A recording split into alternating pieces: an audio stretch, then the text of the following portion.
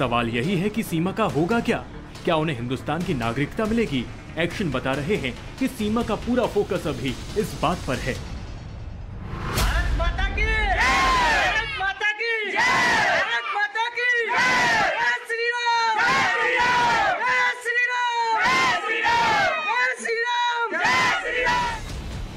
देखा आपने, सनातनी अवतार में ऐसी तमाम कवायतों से सीमा अपनी इस लड़ाई को आसान बनाने की भरपूर कोशिश कर रही है। लेकिन ये भी सच है कि सीमा के खिलाफ विरोधियों की फहरिस्त भी बढ़ती जा रही है। सीमा सचिन के खिलाफ मिथिलेश भाटी पहले ही मोर्चा खोले बैठी हैं और अब मिथिलेश भाटी के समर्थन में सीमा का पाकिस्तानी पति गुलाम हैदर भी आ गया है। सीमा की कहानी इस वक्त कई एंगल पर एक साथ आगे बढ़ रही है, जिसमें सचिन सीमा को भारत की नागरिकता मिलने का इंतजार है, मिथिलेश भाटी को विवाद से ज्यादा मशहूर होने का इंतजार है, सऊदी में बैठे गुलाम हैदर को सीमा को कड़ी से कड़ी सजा मिलने का इंतजार है। ये भी कम हैरान करने वाली बात नहीं कि सीमा को हिंदुस्तान आए 3 महीने से भी ज्यादा हो गए हैं, लेकिन उनकी कहानी में अब भी हर रोज एक नया मोड़, एक नया ट्विस्ट आ रहा है। सबसे ताजा विवाद सीमा सचिन पर सबसे तीखा हमला करने वाली मिथिलेश भाटी को लेकर है, जिन पर रबुपुरा गांव की महिलाओं ने धमकाने का आरोप लगाया है। मीना समाज के लिए दुनिया की पूछ करती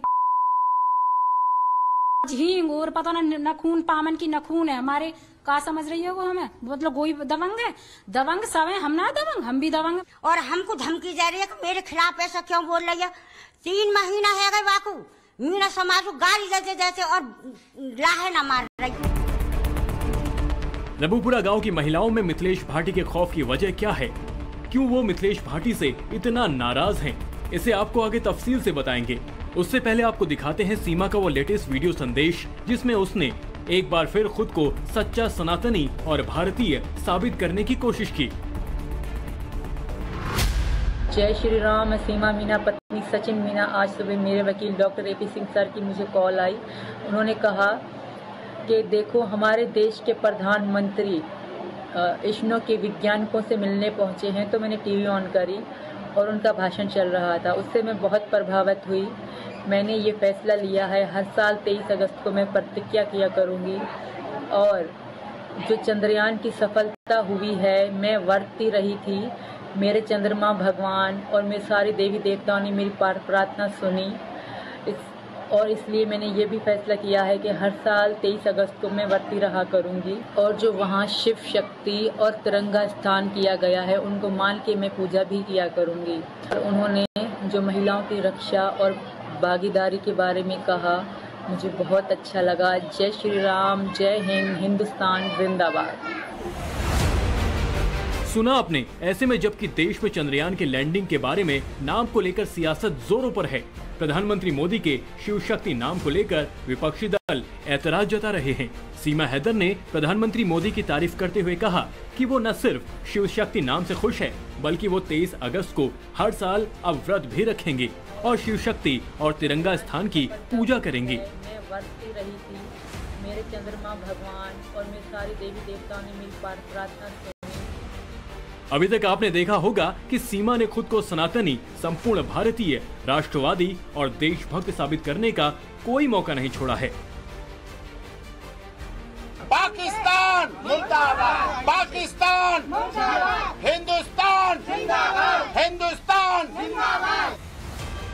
15 अगस्त को उसने हिंदुस्तान जिंदाबाद के नारे लगाकर आजादी का जश्न मनाया तो नाग पंचमी पर भी पूरे हिंदू रीति रिवाज के साथ पूजन किया। हरियाली तीज पर हिंदू सुहागिनों की तरह सचिन के नाम की मेहंदी लगाकर व्रत रखा तो चंद्रयान की लैंडिंग के दिन भी वो पूजा पाठ करती नजर आई। श्री राम। सारे देशवासियों को बहुत बहुत बधाई चंद्रयान 3 की। बहुत खुश हूँ और अभी मैं व्रत खोलने वाली हूँ क्योंकि मैं आज पूरा दिन व्रती थी। सबको बधाई, दिल से बहुत बहुत बधाई। चंद्रयान की लैंडिंग के बाद तो सीमा ने अपने घर पर आतिशबाजी भी की। उसने गर्व के साथ हिंदुस्तान जिंदाबाद का जय घोष भी किया और ये सारे वीडियोस और संदेश मीडिया, सोशल मीडिया के जरिए लोगों तक पहुंचाए भी। सवाल यही है कि क्या सीमा एक सदी स्क्रिप्ट को फॉलो कर रही है उसके विरोधी खास तौर पर भाटी सिस्टर तो ऐसा ही आरोप लगा रही हैं। हम तो कह रहे हैं वो नोटिस भेजें, हम तैयार हैं।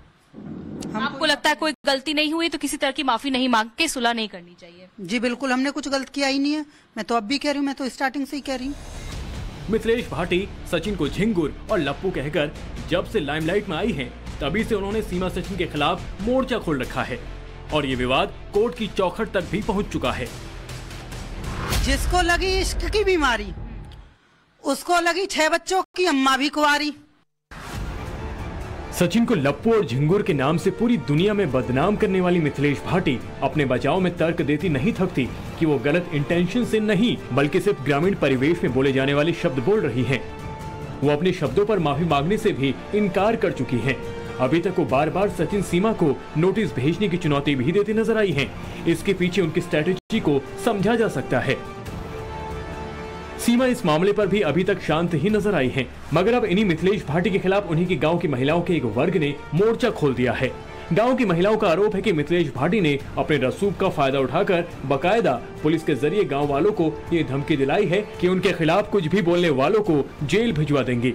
महिलाएं हैं रबुपुरा की, और आपको बता दें महिलाएं इसलिए क्योंकि दोनों महिलाओं के बीच में तकरार हो रही है। मैं सबसे पहले आना चाहूंगा, मैं आपके पास आना चाहूंगा। आपका नाम क्या है? नाम ना बताएंगे भैया, हम डर के मारे। डर किस चीज का? मिथिलेश भाटी को डर है कि नाम बता देंगे, हमें वैसी धमकी दिबा रही है। किस तरह की धमकी? कि मीडिया पे मत बोलो, मीडिया पे बोलोगे तो हम नाम बताएंगे, फिर पुलिस आके हमें धमकाएगी, नाम बता देंगे तो हम। मतलब मिथिलेश भाटी कह रही है कि अगर आप उनके खिलाफ बोलते हैं तो वो आपको धमका रही कि नहीं बोलना चाहिए। पुलिस आई है क्या कभी? पुलिस आई है, कल आई 5 बजे पुलिस आई। क्या कहा पुलिस ने? पुलिस ने ये कही है कि तुम मीडिया पे ना बोलोगे। अच्छा, मीडिया पे नहीं बोलोगे, ये तौर पे कहा है।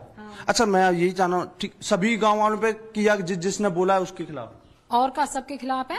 अच्छा, सबके खिलाफ कि जो कोई मिथिलेश भाटी के खिलाफ बोलेगा तो पुलिस आ जाएगी। मतलब मिथिलेश भाटी और सिंह दोनों बहन गीता भाटी को तो बोल रही है 3 महीना थे, उन पर कोई जोर जवाब ना किया। कानून उनके लिए ना, हमारे लिए कानून है। कानून तो सबके लिए बराबर है ना, गरीब हो, अमीर हो, रईस हो, दबंग आदमी हो, बोधो हो, सबके लिए आए हो। तो फिर हमको क्यों आई है पुलिस हमें धमकाने? उन्हें भी तो जा सके एक बार कहने 3 महीना थे बना रहे हो।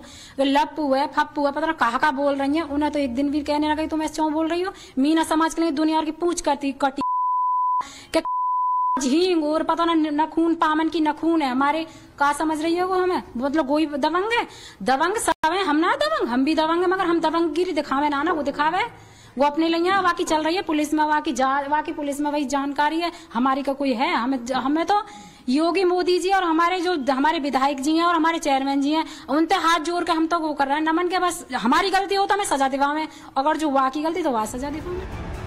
आपको बता दें कि ये रबुपुरा की मीना समाज की वो महिलाएं हैं जिन्होंने सीमा के पक्ष में और मिथिलेश भाटी के विरोध में कुछ कहा तो उनके घर पुलिस धमक आई। इन महिलाओं के मुताबिक पुलिस ने इनसे कहा कि अगर मिथिलेश भाटी के खिलाफ बोला तो उन्हें जेल जाना पड़ेगा।